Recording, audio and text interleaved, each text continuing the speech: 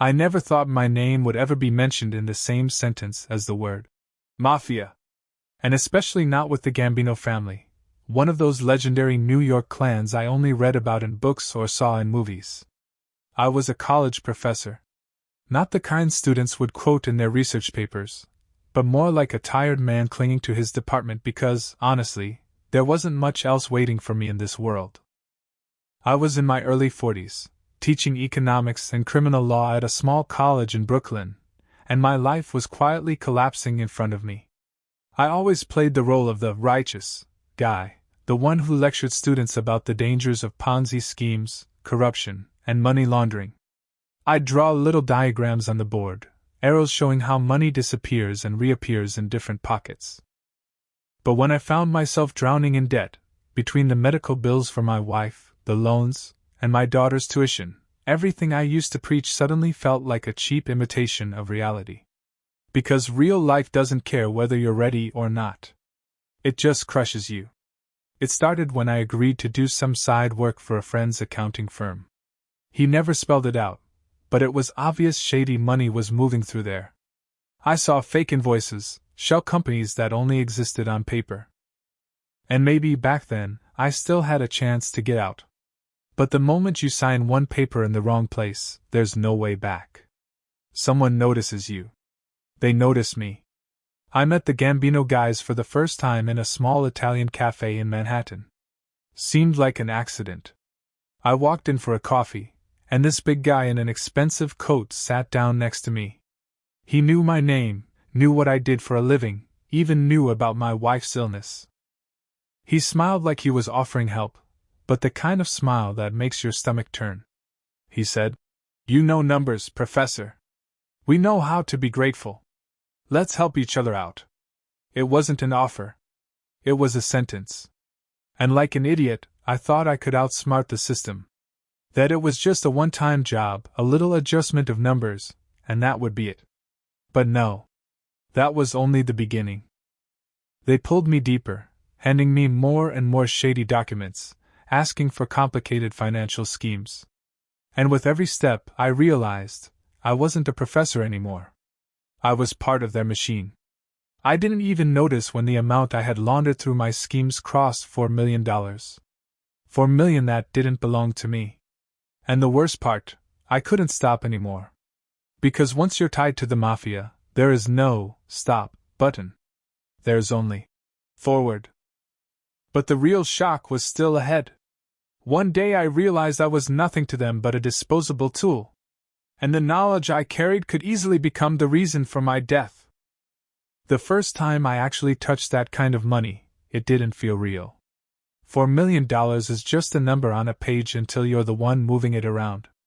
My job was simple on paper: shift money through shell companies, make fake expenses look legitimate, and keep it all hidden in plain sight. The truth? I was terrified. Every transaction felt like pulling the pin from a grenade and hoping it didn't go off in my hand. At first, I told myself I was just helping them temporarily, that I'd pay off my debts and then somehow step away. But that's not how this world works. The deeper you go, the more they own you. And I could feel them pulling me in with invisible strings I couldn't cut. Every time I tried to imagine quitting, my brain instantly played out the same movie, me, in a cheap suit, found in the trunk of a car somewhere off the Belt Parkway. The strangest part was how fast I got used to it. The fear never left, but after a while, it became part of my daily routine. I'd go to class in the morning, lecture students about corporate fraud, then spend the evening cooking the books for one of the most dangerous families in New York. Nobody in that classroom had a clue that the man in front of them was juggling mafia millions by night. Sometimes, while erasing the whiteboard, I caught myself laughing at the irony. But there's a point when money stops being numbers and starts becoming weight. And it weighed on me. My wife noticed the changes first. I was more irritable, less patient, snapping at things I used to let go. I'd stay up late at the kitchen table, papers spread out, pretending it was just grading. She didn't know I was building money trails that could put me in prison for the rest of my life. Or worse. The Gambinos kept their distance most of the time, but there was always a reminder that they were watching. A black SUV parked across the street too often. A man I didn't know nodding at me outside the college gates. A phone call with nothing but silence on the other end. It was never a threat, but it didn't need to be. The message was clear: I belonged to them now. And then came the test. They gave me a task that went beyond numbers. One of the guys handed me an envelope and told me to deliver it to a lawyer downtown. No mistakes, he said, and the way he looked at me froze me to the bone. The envelope wasn't heavy, but it might as well have weighed a ton. I didn't know what was inside: cash, documents, maybe something worse, but I knew it wasn't legal. Walking into that office, shaking like a leaf, I realized something. This wasn't about money anymore. This was about trust. They were testing how far I'd go for them, how much dirt I was willing to carry on my hands. And when the lawyer opened that envelope, gave me a small nod, and slid it out of sight, I knew I had just crossed another line I could never uncross. That night I couldn't sleep. I kept replaying the moment over and over in my head. I had officially become their errand boy, not just their numbers guy.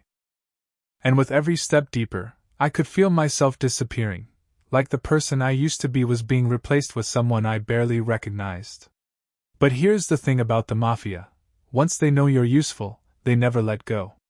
And the more useful I became, the closer I got to the edge. Because in their world, usefulness has an expiration date.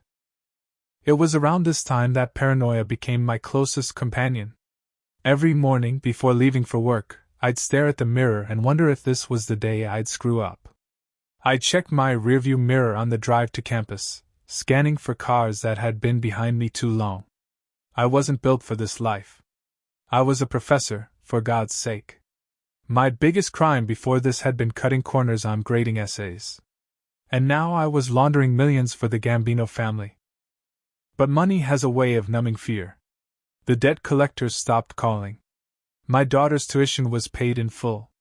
My wife's treatments didn't leave us on the edge of bankruptcy anymore. For the first time in years, we could breathe. And that's when the sickest thoughts started growing in my mind: maybe this wasn't so bad. Maybe I could juggle both worlds, professor by day, accountant for the mafia by night. As long as I kept the balance, maybe I could survive. Of course, balance is a lie. One night, I was summoned to a restaurant in Queens. Dark wood, white tablecloths, men with gold watches and cold eyes. I sat at the table like a nervous kid, hands sweating under the linen. They didn't shout, didn't threaten. Instead, they thanked me. They called me Professor, in that mocking, affectionate way that made it sound like both a compliment and a reminder of how out of place I was.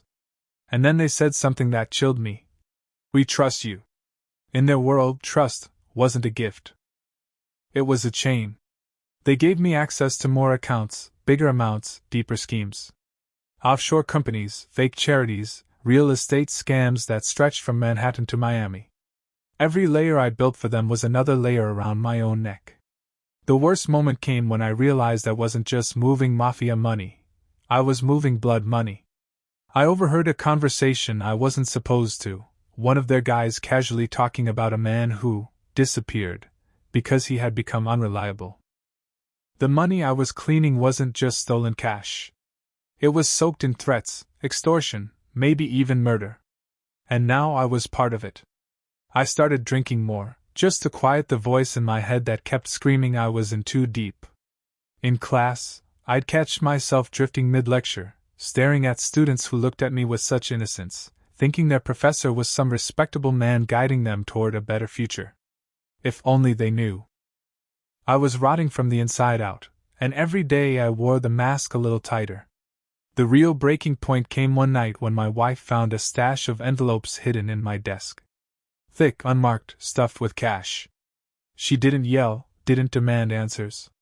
She just looked at me with this hollow expression, as if she was staring at a stranger.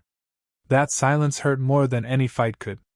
I wanted to tell her everything, to dump the whole truth out and beg her to run while she still could. But I couldn't. Because if the Gambinos even suspected I'd opened my mouth, I wouldn't just be endangering myself, I'd be signing her death sentence too. So I lied. I told her it was consulting work, extra projects. She didn't believe me. But she didn't press. Maybe she was too afraid to know. And that was the moment I understood. I was trapped. Not just by the mafia, but by the lies I told to protect my family. Lies that were now piling up faster than the money itself. The irony? The more I thought about escaping, the more impossible it became. Because walking away from the Gambinos isn't like resigning from a job.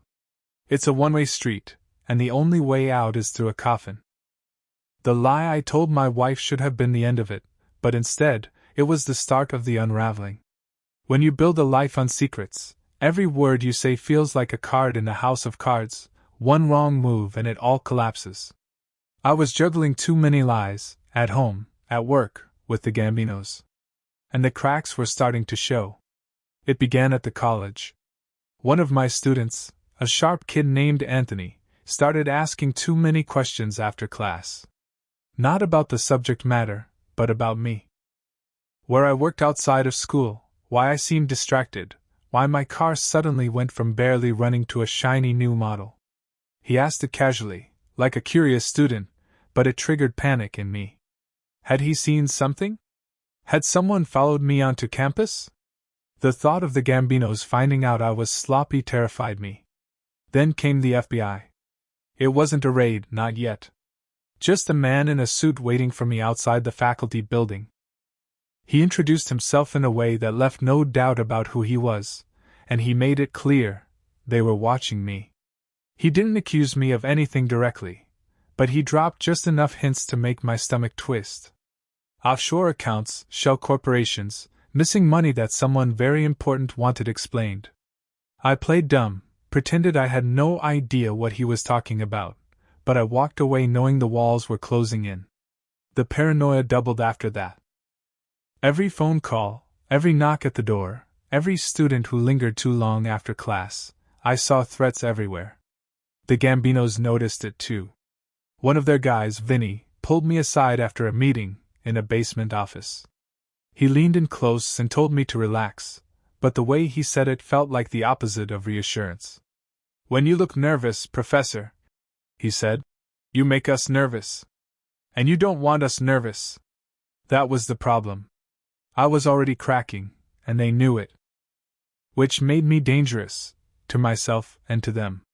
In their eyes, dangerous people only have two outcomes: you prove you can handle the pressure, or you disappear.